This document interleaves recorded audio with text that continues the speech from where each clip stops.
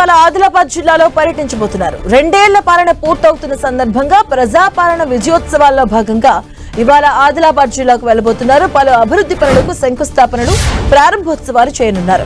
అనంతరం బహిరంగ సభలో సీఎం పాల్గొంటారు. ఇందుకోసం అధికారులు అన్ని ఏర్పాట్లు పూర్తి చేశారు. మధ్యాహ్నం హైదరాబాద్ నుంచి హెలికాప్టర్ లో బయలుదేరి 2 గంటలకు జిల్లా కేంద్రంలోని ఏరోడ్రోమ్లోని హెలీప్యాడ్ కు చేరుకుంటారు. అక్కడి నుంచి రోడ్డు మార్గంలో 2 గంటల 10 నిమిషాలకు ఏఆర్ హెడ్ క్వార్టర్స్ కు చేరుకుంటారు. అక్కడ పోలీస్ క్వార్టర్స్, భరోసా సెంటర్ ను ప్రారంభిస్తారు.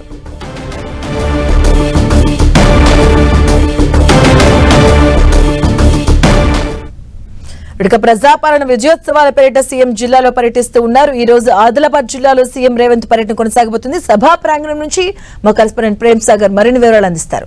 ప్రేమ్ సాగర్. మాధవి, మధ్యాహ్నం 2 గంటల కల్లా సీఎం రేవంత్ రెడ్డి ఆదిలాబాద్ చేరుకుంటారు. సో మొత్తం సభా వేదిక వద్దనే ప్రారంభోత్సవాలకు సంబంధించిన అన్ని ఏర్పాట్లు కూడా చేశారు. శంకుస్థాపనలు ప్రారంభించారు. ప్రధానంగా యంగ్ ఇండియా ఇంటిగ్రేటెడ్ స్కూల్స్ కి సంబంధించి 200 కోట్లతో ఈ ప్రాజెక్ట్ ఈ రోజు ఆదిలాబాద్ లో లాంచ్ చేయబోతున్నారు. దాంతో పాటు ప్రధానంగా కొన్ని అభివృద్ధి కార్యక్రమాలకు సంబంధించి పూర్తి స్థాయిలో ఇక్కడ శంకుస్థాపన చేయబోతున్నారు. ఇటు 18.7 కోట్లతో ఆదిలాబాద్ మున్సిపల్ అభివృద్ధి కార్యక్రమాలను, దాంతో పాటు మెప్మా ఆధ్వర్యంలో ఐఓసీఎల్ సంబంధించిన పెట్రోల్ బంక్ 1,75 లక్షల రూపాయలతో దానికి సంబంధించి ప్రారంభించబోతున్నారు. ఇక సిఎస్ఆర్ నిధులతో 1 కోటి రూపాయలతో 2 పాఠశాలలకు సంబంధించి ఆధునీకరణ, మౌలిక వసతులకు సంబంధించిన దానికి శంకుస్థాపన ఉంది. దాంతో పాటు కొత్తగా ఏర్పాటు చేసిన కలెక్టరేట్ లో 2.31 కోట్లతో అక్కడ ఒక సబ్ స్టేషన్ ని ఏర్పాటు చేయబోతున్నారు. ఇక కలెక్టరేట్ నిర్మాణంలో ఉంది. ఇక దాంతో పాటు 2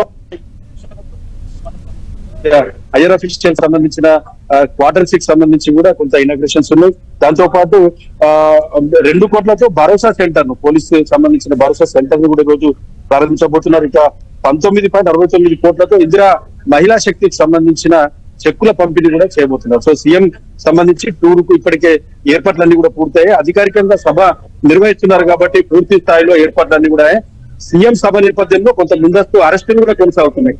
బీఆర్ఎస్పీ నేతలకు సంబంధించి, అటు తుడుందెబ్బ నేతలకు సంబంధించి చాలా మందిని ఇప్పటికే పోలీసులు తెల్లవారుజామునే అదుపులోకి తీసుకున్న పరిస్థితి ఉంది. పూర్తిగా 700 మంది భారీ పోలీసు సిబ్బందితో పూర్తిగా 3 అంచెల భద్రతని సీఎం సభకు ఏర్పాటు చేసిన పరిస్థితి అయితే 2 గంటలకి సీఎం రేవంత్ రెడ్డి సభా ప్రాంగణానికి చేరుకుంటారు. 2 గంటల పాటు ఇక్కడే ప్రోగ్రామ్ లో పాల్గొనబోతున్నారు.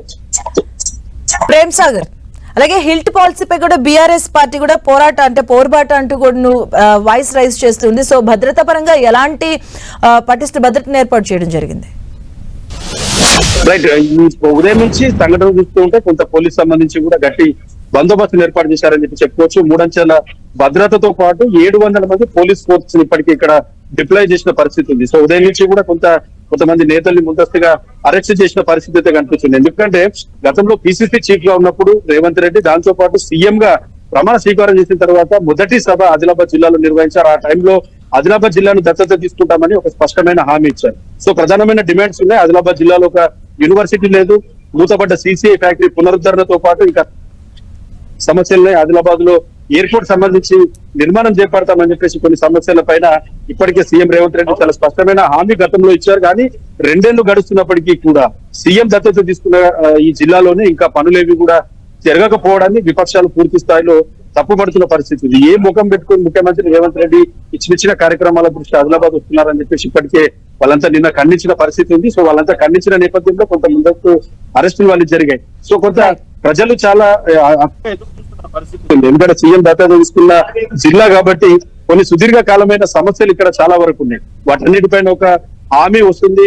ఏమైనా అంటే సంక్షేమ ఫలాలకు సంబంధించి కావచ్చు, అభివృద్ధికి సంబంధించి ఇంకా వీటితో పాటు ఇందాక చెప్పిన వాటితో పాటు ఏమైనా ప్రకటిస్తారన్న దానిపైన చాలా ఆసక్తిగా ఇంట్రెస్ట్ గా ఎదురు చూస్తున్న పరిస్థితి అయితే కనిపిస్తుంది. మాధవ్. Right, thank you.